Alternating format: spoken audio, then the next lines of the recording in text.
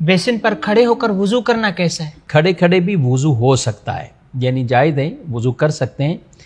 लेकिन वुजू के मुस्तहब्बात में से अलबत्ता ये बात ज़रूर है कि किबला रू ऊंची जगह पर आदमी बैठकर वुजू करे, ये वुजू के मुस्तहब्बात में से। अब अगर किसी ने खड़े खड़े भी कर लिया तो वो कोई गुनाहगार नहीं है, खिलाफ मुस्तहब काम है लेकिन गुनाहगार नहीं है, और वुजू में भी यूँ खलल नहीं है कि वुजू नहीं होगा। आजकल हम ज़ाहिर है कई जगहों पर देखते हैं तो खड़े होकर ही वुज़ू करने की सहूलत मौजूद होती है, बिलखुसूस ऑफिस की बात करें, घरों में भी देखें तो ज़ाहिर है अब बेसन लगे हुए हैं, लोग उसी पर वुज़ू करके मसाजिद की तरफ जाते हैं, या घर की ख़वातीन भी उसी तरह ही वुज़ू करती।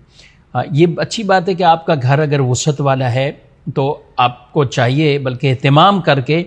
आप ऐसी जगह कोई वुज़ू खाना बना लें, और ज़हन नसीब कोई अगर लोकेशन और जगह की कैफियत अच्छी हो तो किबला रू अगर बन जाए तो और अच्छी बात है।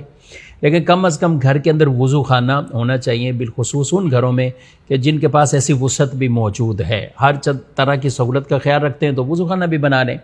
लेकिन ज़ाहिर है हम जैसे कराची शहर के रहने वाले, इसी तरह और भी इलाकों में जो एक फ्लैट सिस्टम है या छोटे छोटे मकान होते हैं कि उनमें हर एक के घर में अलग से कोई वुज़ू खाना नहीं होता, तो खड़े खड़े ही वो कर लेते हैं, या बाद वक़्त टूटी नलके के सामने बैठकर वुज़ू कर लेते हैं,